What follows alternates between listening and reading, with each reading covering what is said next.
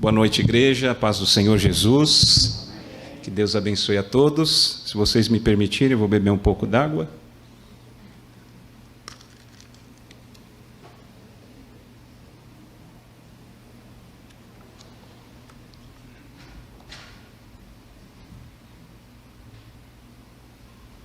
Por favor, fique de pé em reverência à palavra de Deus. O Senhor quer falar conosco nesta noite. Abra sua Bíblia em Atos dos Apóstolos, capítulo 16. Vamos ler dos versículos 22 ao 34. Atos 16, 22.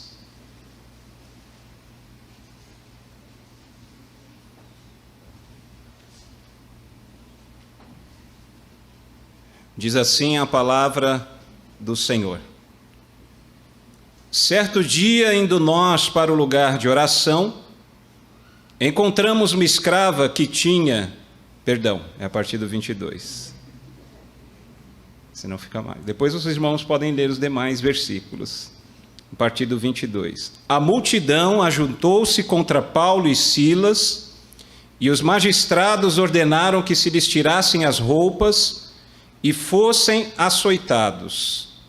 Depois de serem severamente açoitados, foram lançados da prisão. O carcereiro recebeu instrução para vigiá-los com cuidado. Tendo recebido tais ordens, ele os lançou no cárcere interior e lhes prendeu os pés no tronco. Por volta da meia-noite, Paulo e Silas estavam orando e cantando hinos a Deus. Os outros presos os ouviam. De repente, houve um terremoto tão violento que os alicerces da prisão foram abalados. Imediatamente todas as portas se abriram e as correntes de todos se soltaram. O carcereiro acordou e, vendo abertas as portas da prisão, desembainhou sua espada para se matar, porque pensava que os presos tivessem fugido. Mas Paulo gritou: "Não faça isso! Estamos todos aqui." O carcereiro pediu luz, entrou correndo e trêmulo, prostrou-se diante de Paulo e Silas. Então levou-os para fora e perguntou: "Senhores, que devo fazer para ser salvo?" Eles responderam: "Creia no Senhor Jesus, e serão salvos você e os de sua casa." E pregaram a palavra de Deus a ele e a todos os de sua casa.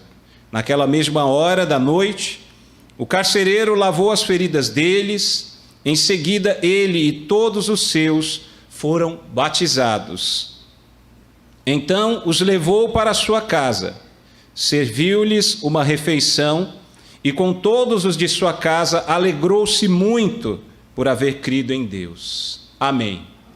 Oremos. Pai, te agradecemos por tua palavra e pedimos neste momento que o Senhor ilumine nossas mentes, a fim de compreendermos as verdades reveladas na tua palavra.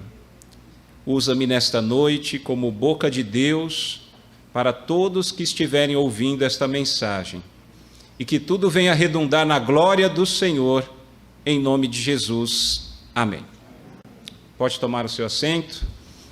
O título de nossa mensagem: A verdadeira liberdade somente é encontrada em Jesus Cristo. A verdadeira liberdade somente é encontrada em Jesus Cristo. Para que os irmãos tenham conhecimento do contexto histórico, o apóstolo Paulo estava em sua segunda viagem missionária, e ele se fazia acompanhar de Silas, Timóteo e também de Lucas. E eles partiram com o propósito de anunciar o evangelho em Filipos, importante colônia romana daquela época. E foram movidos na direção do Espírito Santo e também agiram em obediência ao chamado divino. A palavra de Deus diz que Paulo, numa noite, teve uma visão. Ele viu um homem da Macedônia de pé, que pedia: passa para a Macedônia e ajuda-nos. E ele entendeu, o apóstolo Paulo entendeu que isso era a direção de Deus. Por isso ele e Silas e os demais missionários que os acompanhavam se dirigiram até essa colônia de Filipos. Já no território filipense, à beira de um rio, Lídia foi a primeira alcançada no que seria depois, para nós hoje, o continente europeu. É a primeira alma ganha para a glória de Deus ali em Filipos. Deus abriu o coração de Lídia, aquela mulher temente a Deus, que se reunia com outras mulheres à beira do rio para orar, para falar de Deus. E o Senhor abriu o coração daquela mulher e ela recebeu o evangelho, a palavra do Senhor. É a primeira alma ganha em Filipos. Em Filipos também houve a libertação de uma jovem possessa de um espírito de adivinhações. Esta jovem conferia lucros para os seus senhores. Ela era escrava, ela tinha donos. E com aquela capacidade de predizer o futuro, que o demônio que a possuía supostamente conferia a ela, ela dava lucros para os seus senhores. E durante muitos dias essa jovem clamava, apontando para Paulo, Silas, Timóteo e Lucas, dizendo que eles eram servos do Deus Altíssimo e que vieram anunciar o caminho da salvação. Paulo teve discernimento espiritual. Ele poderia gostar de toda aquela palavra que dizia que eles eram servos, que vieram anunciar a salvação, mas Paulo discerniu que havia demônio, havia um espírito maligno que tomava conta, a direção daquela jovem. E então, na autoridade que há no nome do Senhor Jesus Cristo, o apóstolo Paulo então liberta aquela jovem possessa de um espírito de adivinhação. Os donos da moça, os seus senhores, ficaram muito bravos. Até porque eles perderam agora uma fonte de lucro. Então, revoltados, voltaram-se para Paulo e Silas e violentamente os prenderam e os arrastaram à presença das autoridades na principal praça. Os magistrados, então, ordenaram que Paulo e Silas fossem despidos e açoitados com varas. Isso em praça pública. Depois eles foram lançados no cárcere interno, tendo os pés presos no tronco. Essa era a recomendação das autoridades. Paulo e Silas foram tratados como prisioneiros perigosos. Prisioneiros perigosos. Os irmãos imaginam que após uma sessão de açoites, os presos ficavam completamente debilitados. E provavelmente esta era a condição física de Paulo e Silas, depois de todos aqueles açoites, aquela tortura. Além disso, eles estavam com os pés presos no tronco, o que também era uma forma de tortura que diminuía a capacidade de mobilidade de Paulo e Silas, impedindo-os de qualquer tentativa de fuga. Percebam que as acusações recaíram somente sobre Paulo e Silas, pois estes foram identificados como judeus que causavam tumulto e perturbação na cidade. Lucas era gentil, para lembrarmos, né? E Timóteo era meio judeu, meio grego. Parece que não tocaram no assunto da libertação daquela jovem possessa por um espírito de adivinhações. Limitaram-se tão somente à disputa de interesses entre os romanos e os judeus. E me parece que até aquele momento não havia ainda uma distinção muito clara entre o cristianismo e o judaísmo. Muitos acreditavam que o cristianismo fazia parte, era uma, entre aspas, denominação, uma facção do judaísmo.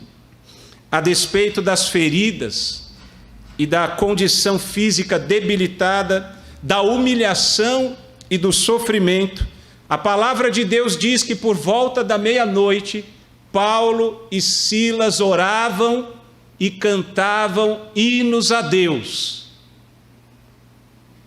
O texto não diz que eles pediam a libertação do cárcere.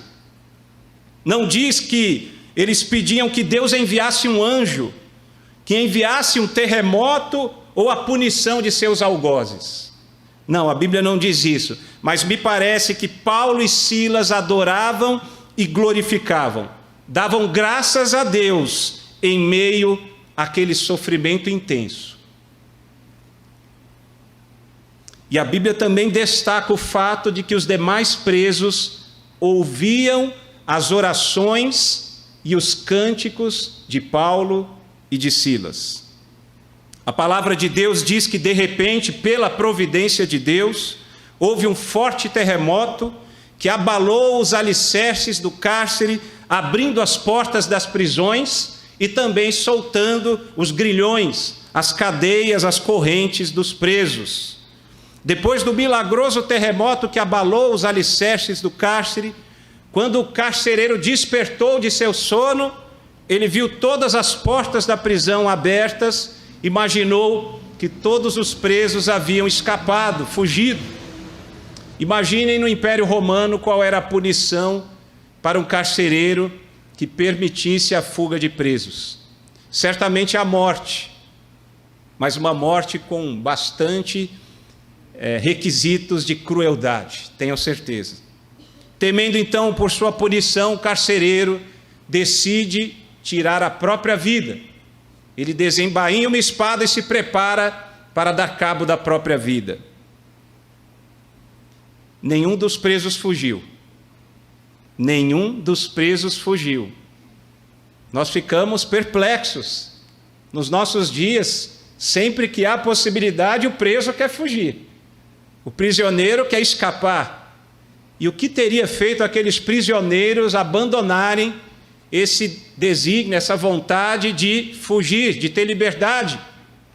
Penso eu que possivelmente todos ficaram admirados, maravilhados com a manifestação do poder do Deus de Paulo e Silas, que oravam e cantavam ao Senhor apesar das cadeias, momentos antes daquele terremoto forte que abalou as estruturas do cárcere, abriu as portas das prisões, soltou as cadeias dos presos, mas somente o necessário para que isto tudo acontecesse sem que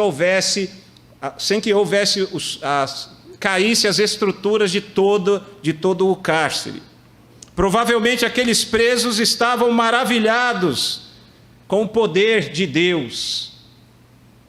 Eles estavam admirados com a manifestação do poder do Deus a quem Paulo e Silas oravam e cantavam, apesar de todo o sofrimento imposto não só pelos açoites, mas também pelas acusações infundadas e pela prisão. Meus irmãos, nós podemos aprender inúmeras lições desse texto, mas eu quero destacar somente 3 lições que aprendemos nesse texto de Atos 16. A primeira lição: Deus tem propósito em todas as circunstâncias, inclusive no sofrimento. A primeira lição que aprendemos é que Deus tem propósito em todas as circunstâncias, inclusive no sofrimento.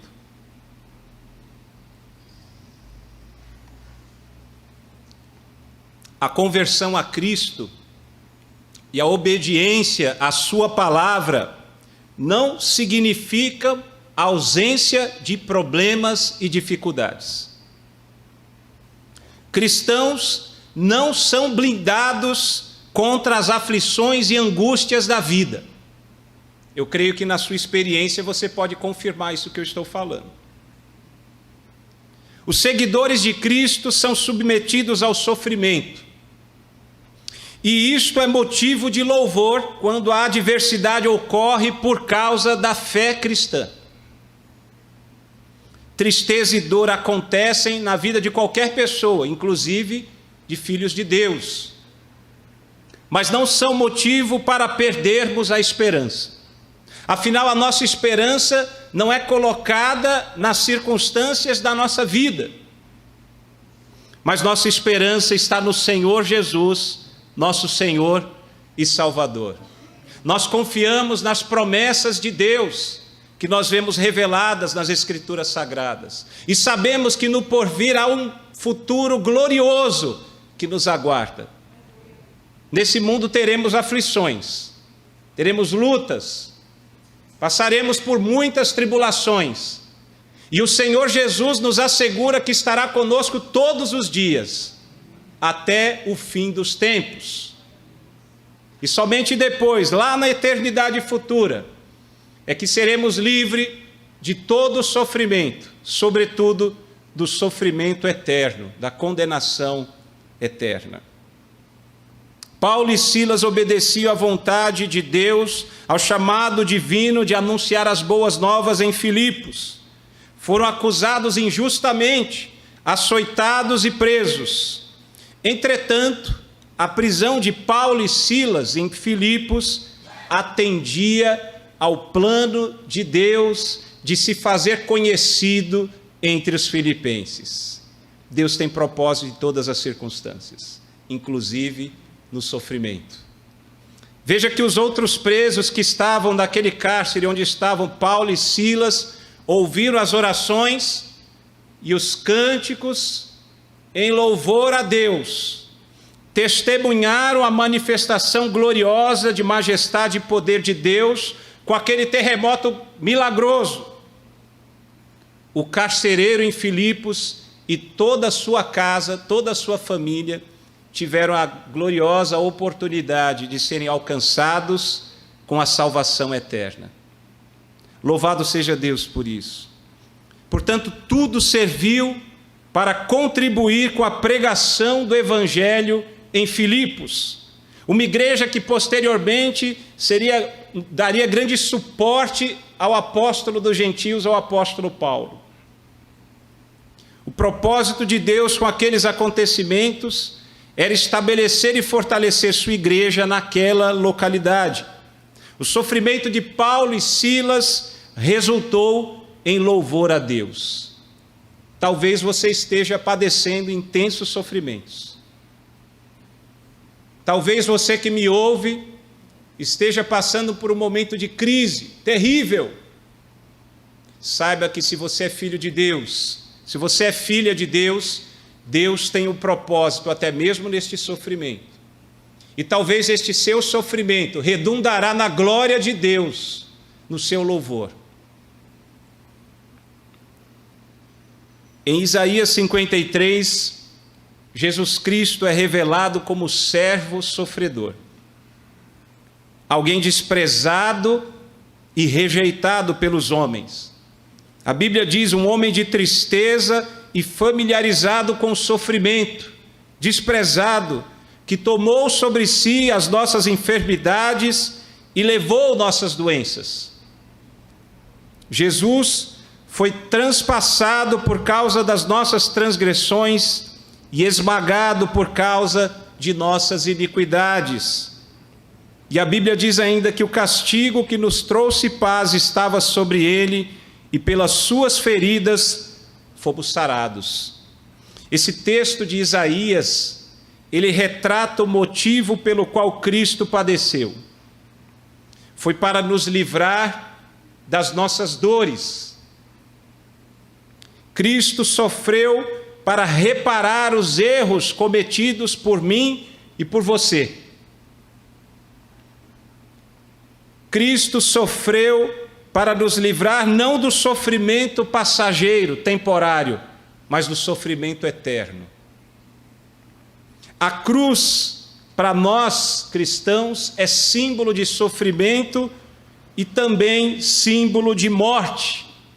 Mas, ao mesmo tempo, a cruz sinaliza a glória de Cristo, a redenção e a salvação no Senhor Jesus.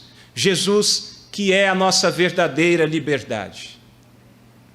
Cristo não sofreu porque merecia, mas suportou o sofrimento para o nosso benefício, cumprindo o propósito de Deus para conosco. Portanto, Deus tem propósito em todas as circunstâncias, inclusive no sofrimento. A segunda lição que aprendemos com esse texto devemos adorar a Deus mesmo em meio ao sofrimento. Devemos adorar a Deus mesmo em meio ao sofrimento. E eu abro um parêntese, aproveitando a experiência do carcereiro em Filipos, que tentou tirar a própria vida. Ou seja, ele tentou se suicidar. Estamos no mês de setembro e desde 2014 no Brasil há uma campanha importante de conscientização da prevenção ao suicídio. Aliás, 10 de setembro é o Dia Mundial de Prevenção ao Suicídio. E os números são impressionantes. São muitas pessoas que tiram a própria vida. Fala-se que mais morrem pessoas por suicídio do que por homicídio, do que por assassinato. O suicídio é considerado um complexo, grave problema de saúde pública, que apresenta vários fatores de risco, mas que geralmente está relacionado com transtornos mentais, especialmente a depressão.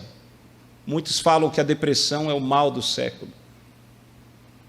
E as estatísticas mostram que muitas pessoas que tiraram a própria vida padeciam de uma tristeza profunda, eram depressivas, pessoas deprimidas. O suicídio é um ato desesperado de autodestruição.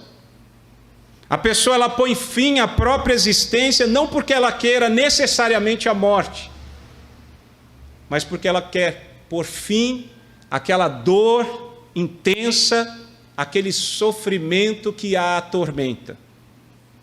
Seja por problemas espirituais, mentais, emocionais, físicos, ou uma combinação destes, o fato é que a pessoa que pensa em tirar a própria vida, a pessoa que está sofrendo, a pessoa que sofre com a depressão e com tantos outros transtornos mentais, ela está dando um grito de socorro, ela precisa de ajuda. Mesmo verdadeiros filhos de Deus, até heróis da fé, em determinados momentos podem sentir vontade de morrer. Moisés, Elias, Jonas, Jeremias são alguns exemplos de homens de fé que desejaram a morte. No caso do carcereiro de Filipos, a tentativa de suicídio aparentemente foi resultado não de um longo período de transtorno, mas de um surto agudo no momento de extrema aflição e de alto nível de pressão. Aquele carcereiro estava com muito medo de sofrer torturas e uma morte, suplício terrível. Faltava-lhe um refúgio seguro em meio à adversidade. Embora tivesse liberdade de ir e vir, o carcereiro, na verdade era prisioneiro de Satanás e escravo do pecado. E esta é a condição do homem sem Cristo. Escravo do pecado, prisioneiro de Satanás. Quais seriam as consequências se o carcereiro tivesse se matado? O carcereiro teria cometido um pecado grave. Que fique muito claro, você precisa estender a mão e ajudar a acolher a pessoa que sofre e que já pensou em suicídio. Mas suicídio é um pecado grave. Deus é o doador da vida. E somente Ele pode determinar o fim da nossa existência neste mundo. Fomos criados por Deus à sua imagem e semelhança. Não temos o direito de ceifar a vida de qualquer ser humano, via de regra. 2. A família enlutada sofreria um impacto terrível com aquela morte trágica. É impressionante, mas a pessoa que tira a própria vida não só não resolve o problema, mas cria um problema ainda maior e deixa um rastro de sofrimento e dor à família e os amigos mais chegados. 3. Se o carcereiro tivesse se matado, ele não teria se alegrado por crer em Deus, não só ele, mas toda a sua família. Deus usou aquela circunstância, no momento de terror, de medo, para alcançar aquele carcereiro e toda a sua casa. Louvado seja Deus por isso. 4. Ele teria morrido em vão, pois os presos não fugiram. E isso é exatamente o que acontece com muitas pessoas ansiosas, depressivas, que sofrem por um problema inexistente e que talvez nunca acontecerá. Isso abate, aflige, angustia, e esta alma abatida pode chegar em pensar na própria morte. Paulo e Silas da prisão oraram e cantaram a Deus, e eles nos ensinam que devemos adorar a Deus mesmo em meio ao sofrimento. Embora estivessem presos fisicamente, privados da liberdade de locomoção, eram verdadeiramente livres das cadeias da escravidão do pecado e das mãos do diabo, do inimigo de nossas almas. Eles tinham liberdade em Jesus Cristo. O Senhor poupou a vida de Paulo e Silas na ocasião da sua prisão em Filipos, mas não os poupou do sofrimento. E assim acontece conosco também. Muitas vezes não seremos poupados do sofrimento. Uma das disciplinas mais duras da escola de Deus, da escola da vida, é o sofrimento. E muitas vezes Deus usa o sofrimento para aperfeiçoar os seus filhos e filhas.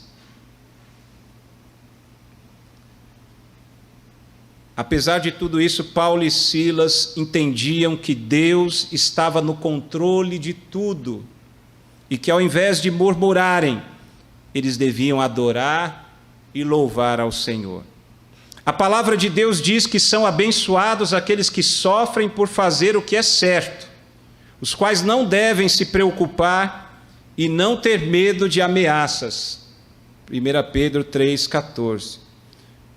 Devemos adorar a Deus, mesmo em meio ao sofrimento, é a segunda lição. E a última lição, precisamos de arrependimento e fé para a salvação. Neste mundo, o sofrimento é uma realidade na vida humana. Há quem escolha viver sem Deus, esse sofrerá. Outros são tementes a Deus, também sofrerão.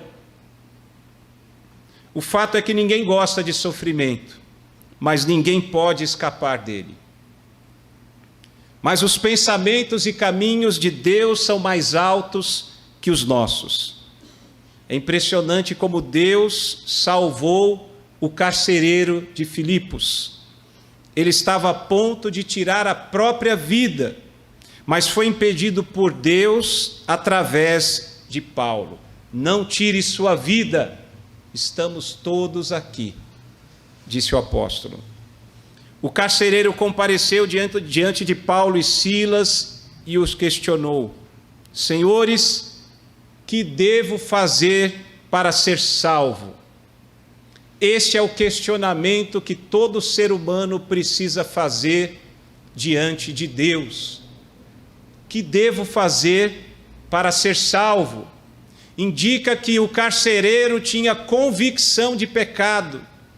Ele reconhecia que era um miserável pecador, que estava afastado, alienado de Deus, e que não tinha qualquer condição, nenhum de seus esforços ou méritos podia reconciliá-lo com o Deus Criador. E é isso que o ser humano precisa.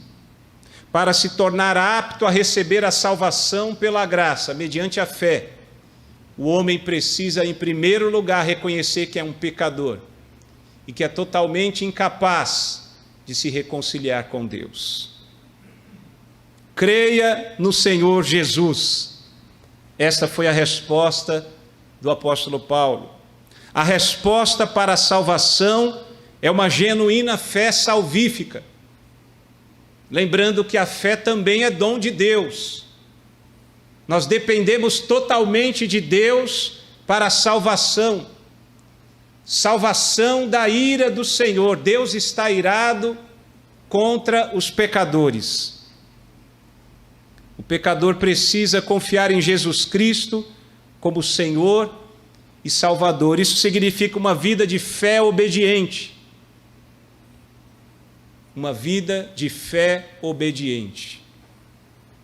O pecador também precisa de arrependimento sincero. Arrependimento não é simples tristeza ou remorso pelo erro. É mudança de vida, de pensamento, mudança de atitude. É uma transformação radical que somente o Espírito de Deus pode operar na vida do ser humano. O carcereiro, depois de sua experiência de conversão, cuidou das feridas de seus novos irmãos em Cristo. Ele cuidou das feridas de Paulo e Silas. Depois os conduziu até a sua casa e os alimentou.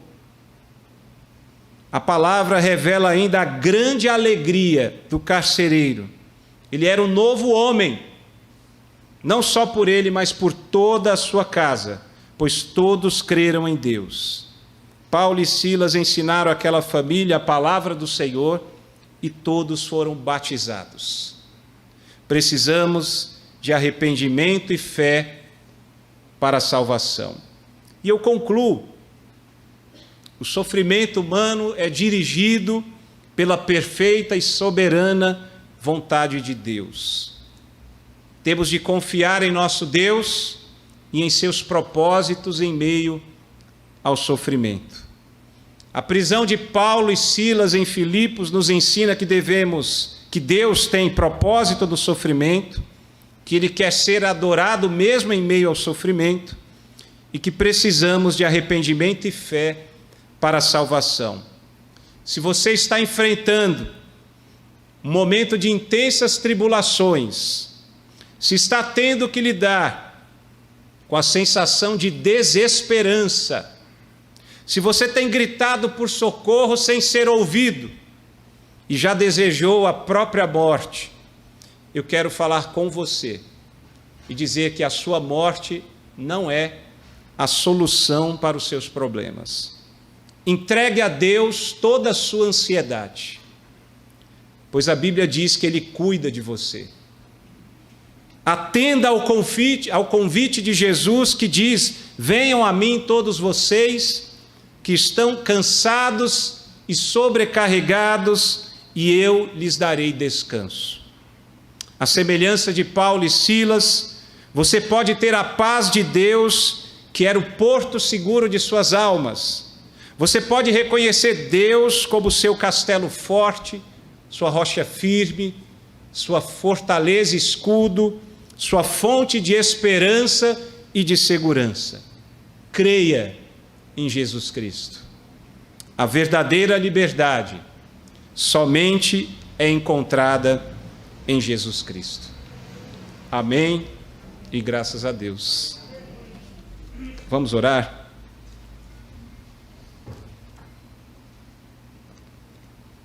Eu quero desafiá-lo, se você lembra de alguém que está passando por um momento de intenso sofrimento, que você ore neste momento por essa pessoa, interceda, a fim de que o Espírito Santo a visite e ela sinta a paz do Senhor que excede todo entendimento.